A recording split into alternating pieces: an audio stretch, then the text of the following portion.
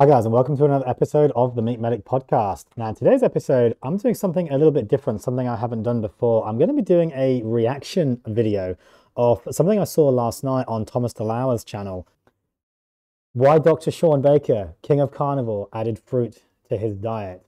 Now, it's about half an hour long. I'm not going to cover the entire thing because it's not all relevant, but I thought this was a really interesting video and something that I think we should talk about. So let's have a look at it. I'm going to skip the ads as best I can.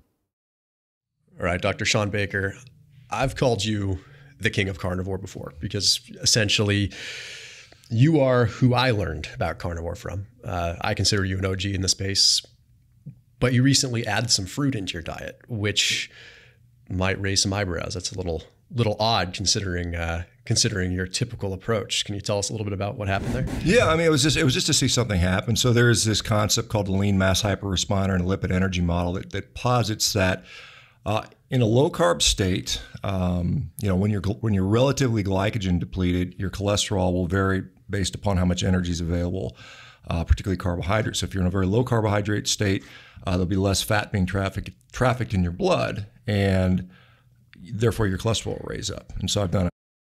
So yeah, what we're talking about here is this lean mass hyperresponder, which basically suggests, some people, we just see this huge rise in LDL cholesterol, huge rise in total cholesterol that I've spoken about before, these 10, 15, 20s, potentially mimicking familial hypercholesterolemia. And that's what Dr. Shawn Baker is talking about here. And what he's basically going to go on to say, we'll watch the video anyway, but is that, he wanted to see if this would come down with adding fruit. Let's go back to the video and have a little look.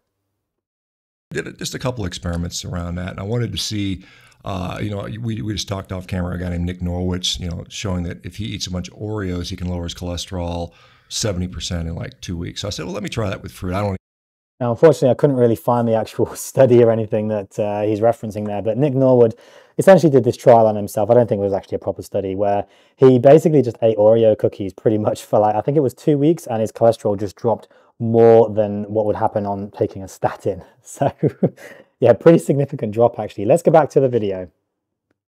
Oreos, because I think Oreos are they taste good, but they're not particularly something I want to try. So I added some fruit. That's right, Oreos are garbage. I added about 100 grams of fruit in the form mostly of apples for about a week, and I checked my cholesterol, and no difference. What we don't know there is, does he mean 100 grams of fruit or 100 grams of sugar? Because fruit has about 10% carbohydrates approximately, approximately about 5-6% glucose, about 3% fructose, about maybe 1% sucrose. So I don't know if he's referring to 100 grams of carbs or 100 grams of fruit, because 100 grams of fruit is very, very different. That would be about maybe 10 grams of sugar. I don't think I'm lean enough, quite honestly. I mean, I think I'm just got done for the last several months packing on weight, so I'm still probably not lean enough to be lean mass hyperresponder, so I'm still relatively energy replete. But I was just playing with that for a week, and I didn't notice, one of the thoughts was, well, maybe I'll get better in the gym. And I'd done this, I was on a ketogenic diet like you 10 years ago, and played with carb cycling and backloading and all that stuff. And I tried that stuff, and I never really noticed like a major training benefit, but it always just kind of, I felt a little bloated. I didn't feel like it. So that's the same thing happened. I mean, first 3 or 4 days, I felt fine. The apples taste good. I mean, sure. But by about, I think that's an important point. Really, if fruit doesn't agree with you, don't eat it. If you're getting bloated, you're getting symptoms, don't eat it. That's pretty straightforward. And that's certainly one thing that Carnivore did teach me. If food makes you feel bad, if food messes with your gut, don't eat it. It doesn't matter what I say, what Baker says, what Chafee says, what Ken Berry says. If that food makes you have a problem, don't eat it. It's pretty straightforward. What he's talking about there is things like carb cycling, carb refeeding. Now, that's what I'm recommending to patients now when they're doing this long-term ketogenic diet. For me, it's less about, training and in the gym. This is kind of what he's talking about. Baker's a huge guy. He's training very heavily. I'm not enormously muscly. What I'm going on is more health, what I see with my patients. And what I see is carb cycling actually helping with their hormones, helping with their thyroid, helping with other issues that they are having. Let's get back to the video. 5th, 6th day, I just started feeling like a little bit of gut irritation, which I just didn't like. And so I said, I'm not going to do it. I checked my cholesterol, and it was I think with total cholesterol, I've got a monitor that goes total. It was about 200 before I started, and it was 200 when I stopped. So I was like, okay, well, it's not doing it for me. However, there's a follow on to that, because we were talking about this again. I did a little thing where I was fasting for 24 hours after driving all day. I just didn't eat. Checked my cholesterol. It was 156, so relatively normal for total cholesterol. I fasted for another 13, 14 hours, did a workout, pretty hard workout, kind of sucked all the glycogen out of my liver, I suppose, and then rechecked my cholesterol. It was 346. And I checked it multiple times to make sure that was right. And, the criticism about what's a home meter, but the home meters, Yeah, look, I mean, that's a criticism, but look, they're pretty accurate. They're not going to be that inaccurate that it's like more than double. And Baker put this on his Instagram, which I saw. What this really shows is that cholesterol is quite variable. It doesn't show that cholesterol is stupid. It doesn't show it's pointless. It doesn't mean we just shouldn't check it. But you have to account for variables like heavy training, the night before, for example. And you don't just take one number in isolation and say, right, that's the problem. And this is what all the cardiologists do, mainstream doctors do. They just look at your cholesterol and say, right, you need a statin. And they just don't give a crap about any of the other numbers, which are screaming at them in the face, saying there's loads of problems. They just don't really care about that. They just put you on a statin because that's what the guidelines say. And I think that's kind of what he's really referencing here. Let's get back to the video. they're tested to be between 92, 95% accurate. So it's clearly there's a shift there. So that's kind of supportive of this whole so-called lipid energy model. So it was just really an experiment for that. But I mean, I think the broader point is, as we were talking off camera, I'm not particularly dogmatic about this diet, even though I'm the guy that kind of coined the carnivore diet. I mean, there were people that were eating all meat clearly before. I think that's a really important point, and this is something that I've been saying on my channel for a little while now, something I've been saying on social media and attracting criticism for it, that people like Baker, all he ever does is eat meat. It's the only thing he ever meets. He grew this frame eating meat, 60 years. No, he hasn't. He's been eating carbs for most of his life. He's literally admitting in this episode that he eats occasional things other than meat. He's admitted this many, many times in his interviews, in his podcasts. If you just listen to what he says, he says things like, when I just eat meat, I feel the best. That really, by definition, means he doesn't just do that all the time. He's actually eating other things. And this is what I've been trying to say to people. And, you kind of get ostracized in the carnivore community now. They're almost worse than vegans. Basically saying, look, even people like Baker, don't just eat carnivore. Don't just eat meat 24/7. Life is about eating other things as well. And this is exactly what he's saying. It is not dogma. It is not religion. But I was the guy that said, let's call it the carnivore diet. And it stuck for whatever reason. But I've been very open about saying, hey, try what works, experiment, see what's going on here. This isn't a religion, it's not reverse veganism where I'm trying to save the tomatoes or something like that. I'm just, Oh, come on, Baker. Save the tomatoes. Come on. They need saving. Just like, let's see what works for you and it helps you get healthy. So yeah, we don't really need to save the tomatoes. It's fun to experiment. And, I've said, I would say 98% on this diet most of the time. Every once in a while, I'll say, I'm going to have something else. And it's, I don't worry too much about it. And there we go. He's literally said it word for word. He's 98% carnivore, 2% he just eats what he likes otherwise, and he doesn't worry too much about it. People are often, putting words into people's mouths. These influencers saying, well, they have to be like super hardcore carnivore, and they don't. It's literally him admitting that he doesn't do a hardcore carnivore diet 24/7. And that's again what I'm advocating for, is not doing a strict carnivore 24/7. Let's get back to the video. What exactly is, coming from a physician standpoint, is a lean mass hyperresponder? Because a lot of people think they know what it is, or it's a very, if you're lean, then your cholesterol is going to go up or down depending on, but I want to hear it from your perspective. Yeah, well, I mean, this is a really interesting point, actually. I want to cover this because a lot of people think they're lean mass hyperresponders because they're maybe losing weight or they're not super morbidly obese anymore and their cholesterol is sky high. I see a lot of people using this as an excuse, as a reason for them to have this super high, massively crazy high cholesterol. And probably 90% of those people are not actually lean mass hyperresponders. We also have to remember, lean mass hyperresponder, it's not a clinical term. It's essentially a made-up term by Nick Feldman, I think it is, who I very greatly respect. I'm not saying he's wrong with this, but it's not a clinically established diagnosis. It's not a well-studied phenomenon. There are studies going into it. But I see a lot of people confusing this, a lot of people misusing this as a means to justify their insanely high cholesterol levels.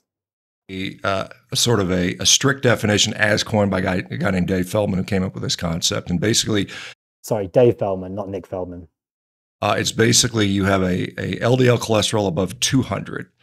You have a triglyceride that's below 70, and you have an HDL above 80. That's sort of the number cutoff on that. But I mean, and this is usually acquired in a low carb state. So you can, low carb.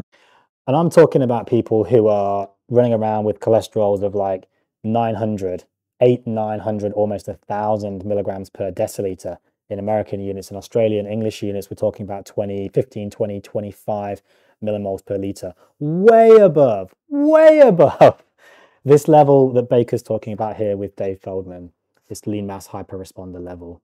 Ketogenic diet, perhaps carnivore diet, that people are going to typically see that. But I mean, I think really what they're getting at is it's someone who is otherwise metabolically healthy by any metrics, particularly metabolic syndrome, as we classically describe as low HDL, high HDL, low triglycerides, good glycemic control, normal blood pressure, and then the absence of BMI being high. So that's typically what metabolic syndrome is. So absent all of those. Yeah, and I see people with all of those problems then claiming they're a lean mass hyperresponder, which again just is not what was coined by Dave Feldman and his team, and they're just using it as an excuse, frankly. Negative things, you still have high LDL cholesterol, and the cutoff they're using is 200. So that is questionably, and I say questionably, potentially protective against high LDL. We don't know for sure. I mean, that's something that I think a lot of people are seeing this data and saying, "Oh, LDL doesn't matter," and I don't think you can say that yet. I think it's. There we go. Fantastic, Shawn Baker. Thank you for saying this. This is exactly what I have been saying, and I'm drawing criticism, understandably, I know, on my channel. This is exactly what I'm saying. Shawn Baker has said it here himself. We don't know that these crazy high levels of cholesterol are protective. We just don't know that. There is no data to support that. People need to stop running away with these sound bites and just thinking that they know it all, because they don't. We don't know that these crazy high cholesterol levels are actually beneficial for us.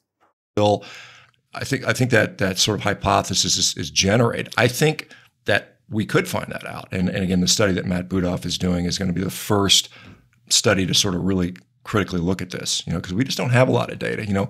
Most of the data on heart disease is on people that have heart attacks. I mean, this is who we're looking. We're looking at a sick population in general, so we don't have, an abundance of data on really healthy people. It's very, very true. Yeah, all reference ranges are based on sick people because they're based on average population. Average population is sick, so yeah, reference ranges are total garbage.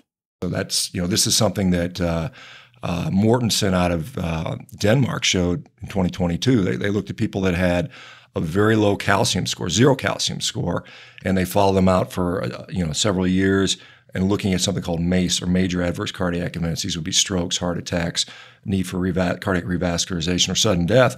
And what they found is if your coronary artery calcium, death being the most important outcome, of course, which is often ignored in a lot of these studies. Things like the Fourier trial, reanalysis showed PCSK9 inhibitors, I think it was Repatha, actually increased the risk of death. I did an episode the other day looking at these this biobank, UK biobank study showing that lipid cholesterol lowering medications, actually potentially increases the risk of death, which is a pretty serious adverse event. Was 0. LDL cholesterol had no bearing on any of these events, over a certain period of time.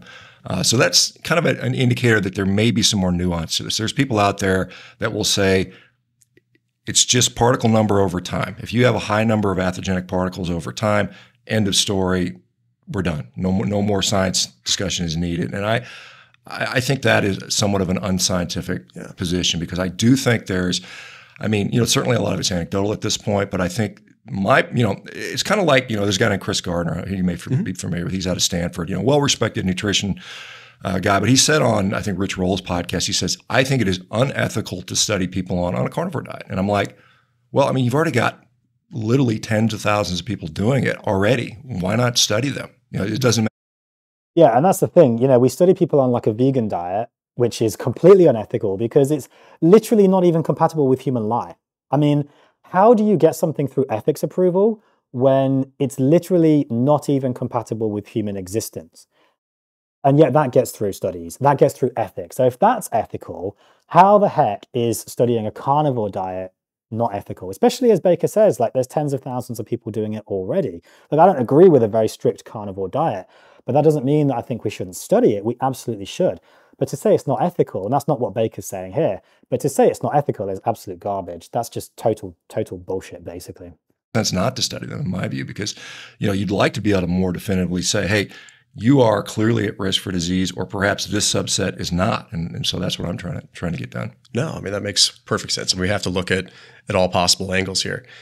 It's sometimes I liken it to, it's almost like looking at glucose, saying, okay, an athlete is driving their glucose up high all the time.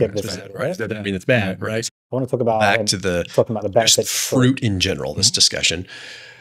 Can you see much of a reason for someone that's doing carnivore to ever add fruit in? Is there a practical application if someone has a high training demand? I mean, you train like a beast. We just trained for an hour, and I mean, you barely broke a sweat doing some pretty intense stuff. And I know you train a lot. Is there a practical application for someone? I mean, let's talk carnivore versus, say, animal-based, right? Like animal-based, adding possibly some honey and not focusing on the insulin piece quite so much and being concerned with that.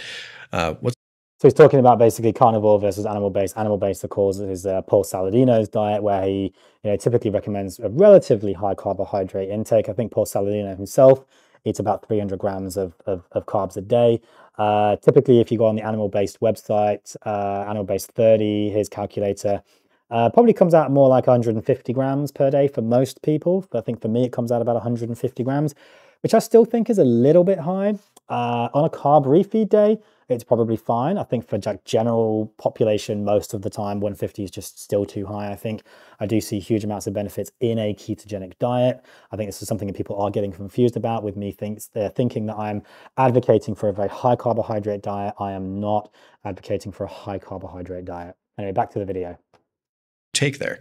Well, I think that, certainly, I mean, there's a plethora of data that shows carbs can aid performance. I mean, that is undeniable, right? I mean, again, who is the athlete we're testing in? I think people that are chronically adapted to carbohydrates are going to do better with carbohydrates. I think that's just the reality of it. And most people, probably 99% of the people out there that train as athletes are adapted to carbohydrates. Now, I think we're finding out that, and this might be why some people just really do struggle on keto. I mean, I've spoken about it many times before. My wife, she really struggles on a ketogenic diet. And she's not addicted to, carbs. She's not addicted to sugar. She's not addicted to bad food. She hasn't eaten any real bad food in 18 months, but she just can't do keto. It just screws her up. And I see this happening with some people as well. And there's a guy named Phil Prinz who's talked about this quite extensively, that what is driving down the performance in the absence of carbohydrates? Is it glycogen depletion? What it's turning out is, like when you see people bonking, like when they're doing a marathon, it's probably more related to blood glucose. And so, once their blood glucose starts to drop, 70, 60, something like that, they start to have diminished performance. And so they talk about a minimum effective dose for carbohydrates. So maybe instead of needing, 60 grams an hour, 80 grams an hour, like a marathon runner might do, they might be able to get away with 10 or 15 grams. And so there may be some utility for, smaller amounts. But again, you have to look at who's the person. If I'm suffering from an autoimmune disease, hypothyroidism, IBD, IBS or something like it, where 20% of Americans suffer from that, then I think you have to look at what is the overall effect. For me, I'm an old guy. Okay, but what he's talking about there is the overall effect of the food, not of the carbohydrates. Eating glucose will not likely cause IBD, will not likely cause IBS flares, is not likely to cause autoimmune problems. Now, in crazy high levels, yes, glucose is very inflammatory. But in very small levels, no, glucose is not particularly inflammatory. The body can deal with that relatively quickly. What he's really talking about here is the wrapper around the carbohydrates. And that's what I talk to people about. If that carb, if that glucose, that fructose, whatever it is wrapped in Oreos, as he mentioned earlier, in Twinkies, in breakfast cereals, grains, seeds, high oxalate, high phytate, high lectin foods, there's going to be a major problem. But if that carbohydrate is wrapped in, very low oxalate, very low lectin, very low phytate foods like honey, for example, like dairy, like milk, like yogurt, it's very unlikely to be a major problem for most people. Some people, of course, are going to be dairy intolerant. It's unlikely to be a major problem for most people to consume 10, 15, 20 grams of sugar. Nobody is going to get problems from consuming 10, 15, maybe 20 grams of sugar a day. Nobody is going to get any issues with that outside of a specific food intolerance. And as I said earlier, if you have a specific food intolerance, don't eat that food. It's pretty straightforward. I'm almost 60 years old. I've been through the ringer as an athlete. I've abused my body. I mean, he looks pretty damn good for 60. Gotta say. Not like do drugs or anything like that, but just training hard over the years. And so I have aches and pains when I consume. So I paused that on the wrong bit there. YouTube, don't ban me. He said he doesn't do drugs. Carbohydrates, I just don't feel as good. I feel more inflamed, and so it's counterproductive for me.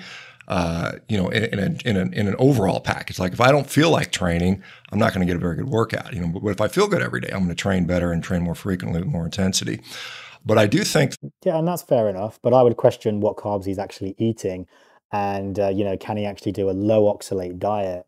Is he just eating bread and pasta and so on? I mean, I don't know. He's talking about fruit in this episode, but carbohydrates, for instance, I think there's pretty good data that shows it helps with appetite. I mean, with consuming more food. This, Stan Efferding, right? He's a vertical diet guy, and he's okay. What he means here is if you want to eat more food, carbohydrates can help. He doesn't mean it helps to suppress your appetite. It doesn't. It increases your appetite. So eating more carbs if you're trying to get more energy, like if you're seriously working out, seriously bodybuilding, anything like that, yes, you might actually need to start consuming carbohydrates to get more energy in. Training guys like Brian Shaw and Thor Bjornsson, all these big guys that have this huge eating demand. And so I think it helps us to eat more. I mean, when we talk about muscle building, it's training is by far the number one thing. I think Stu Phillips and other guys have shown this repeatedly. Training is what's going to just, you need training to grow. There's no doubt about it. Diet is second fiddle on that side. I mean, diet is still important. Then it's protein, and then it's calories. And I find it easier to eat more calories when I consume carbohydrates. I don't know about you, but for me, that's the case. Now, I can eat a lot of steak. I mean, I can pack. So again, he's saying he does occasionally eat carbohydrates. Way, but it's a struggle. I can do it, and I do that. I think that as I mentioned, power output better with carbohydrates. I mean, there's studies on cycling performance that show that. But again, over a period of 6 months, a year, and I think the biggest thing that I found as an athlete, and I've talked to a number of guys, NFL guys, professional fighters, rugby players, soccer players, ultramarathon people, triathletes that have done carnivore successfully. It takes them a while. It may take them 6 months to adapt to that level of training demand before they can truly, I think, thrive on that. But I often tell people if you're going to use carbohydrates, and you're concerned about any negative effects, and a lot of people, there's no negative effects. They do great with that. But if there are, find out what that minimum effective dose is. And it could be fruit. It could be, for me, I don't think carbohydrates are necessarily poison. I don't think glucose is poison. We make it. I mean, we talk about people saying, well, our liver makes cholesterol. How can that be bad? Well, our liver also makes glucose. How could that be bad, right? I mean, I think it's a very good point. And it's about the level of glucose. And if your body can deal with it. If you've got type 2 diabetes, type 1 diabetes, look, yeah, you need to keep the sugars low. But if we've got metabolic health, we don't need to fear sugar that much. What he's kind of really referring to here is this kind of explosive energy of carbohydrates versus this kind of long maintaining energy of ketosis or ketones, akin to, like a short distance sprinter versus a long distance runner, for example, marathon runner. Obviously, at super high levels, it's a problem, but you need it for brain function, adrenal function, testicle function, red blood cell function, all the things that are primarily dependent upon glucose. And so finding out how to sort of and these are the things that I've seen people having problems with on this long-term zero carb diet, this long-term strict carnivore diet. What Dr. Shawn Baker is saying here, I just want to go back a little bit and just get him to repeat those things again.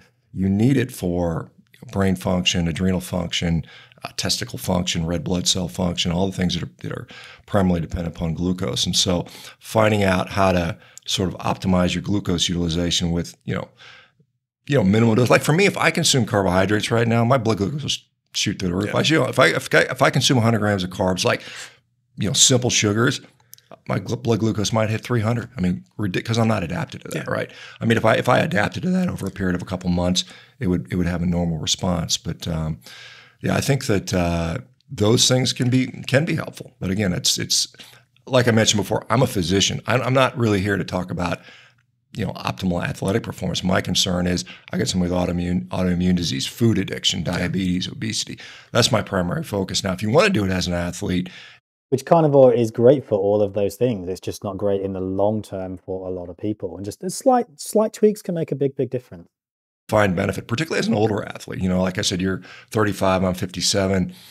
There's differences between us. I mean, it's just a matter of the mileage. And I think you'll find that you may have a different perspective when you're older. Because I see a lot of guys in their 20s. Kind of makes you feel a bit bad, really, when there's a 35-year-old and a 60-year-old that looks so much better than you do at 39. But anyway, never mind. We're not here for me. We're here for Dr. Baker today. Like when I was in my 20s, I was out partying and drinking and eating garbage, and I still no problem, and it was just like, oh yes, we can all attest to that.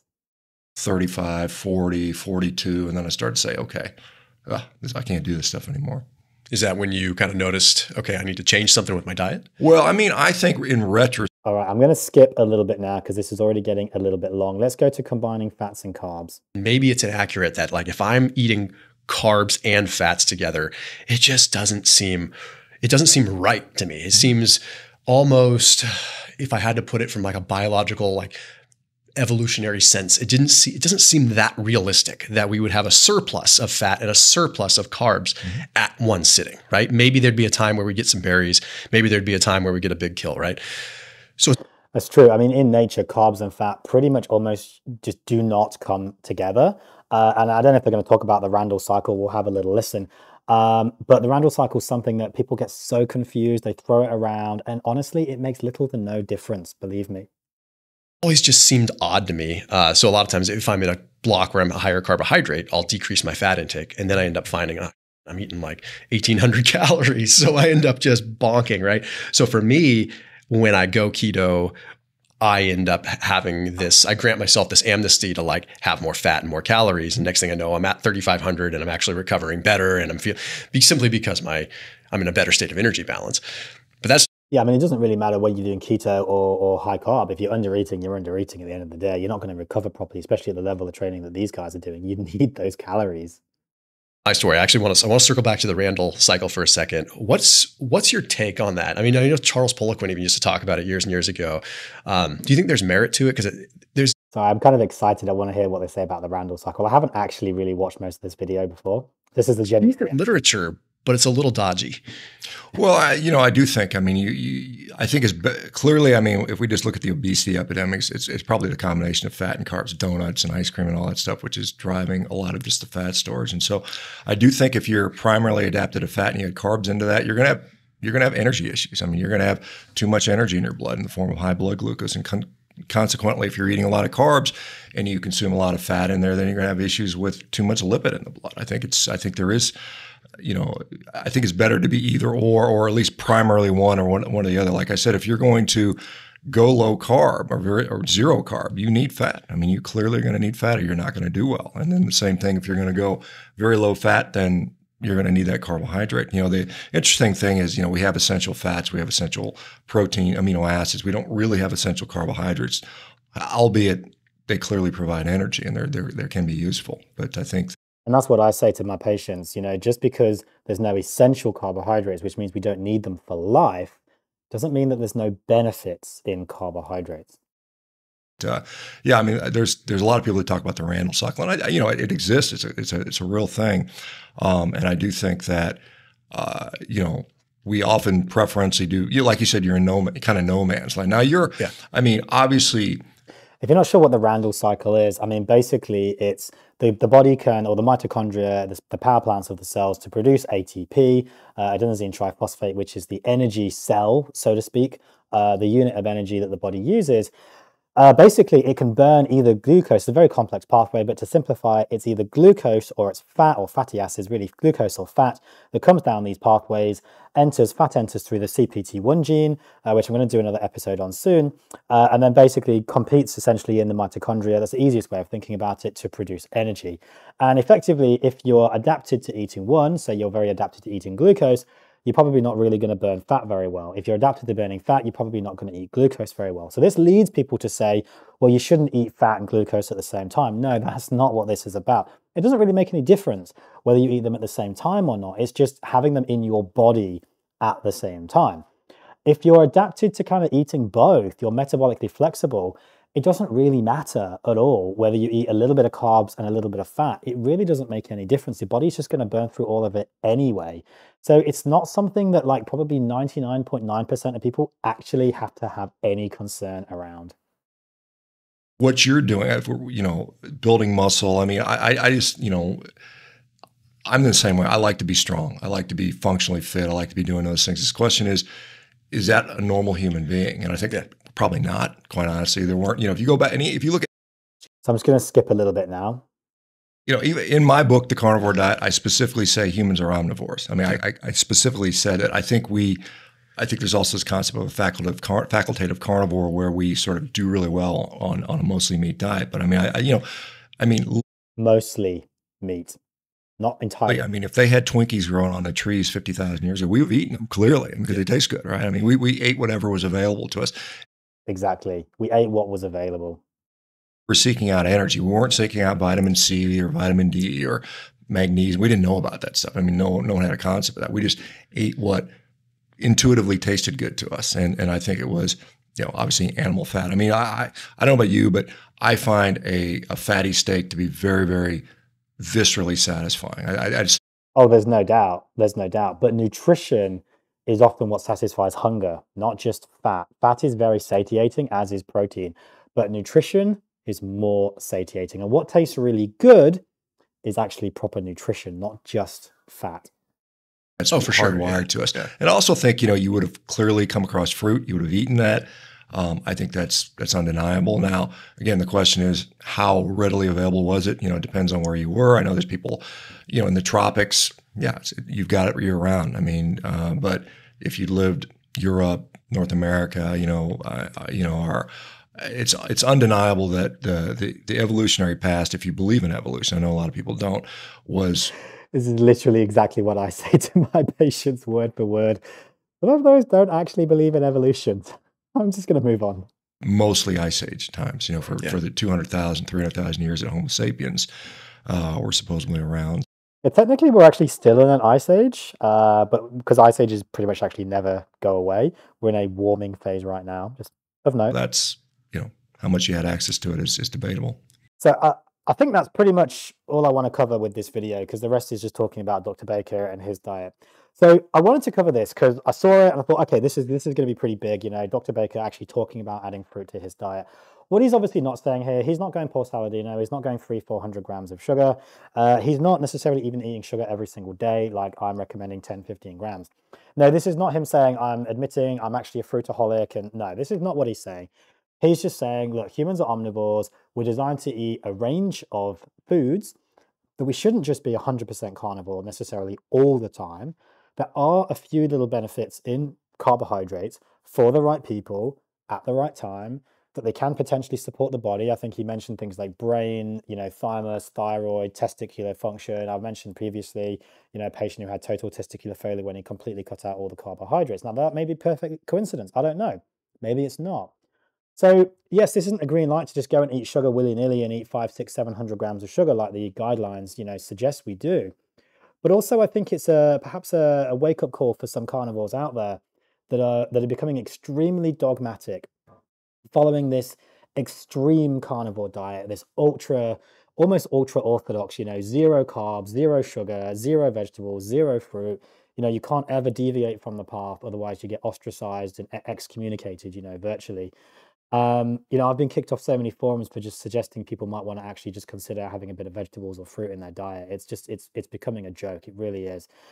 I would encourage everyone to just think about what they're eating, listen to your body, eat intuitively. Like Baker's saying here, eat, you know, like a 98% carnivore diet. That's basically what I eat. You know, for dinner tonight, I'm going to basically have a cheeseburger, you know, ground beef, mozzarella cheese, and maybe a slice of lettuce, you know, with a bit of fried onion on top. It's like 98%, probably more, The calories is like probably 99% actual carnivore. It's just meat. There's just a little tiny bit of extra for things like folate and vitamin C, which are really important. I'll probably have a glass of milk this evening for iodine, which is just not there on a carnivore diet. So just eat intuitively, listen to what your body's telling you, and just don't be dogmatic about the carnivore diet. Thanks, guys. I'll see you in the next episode.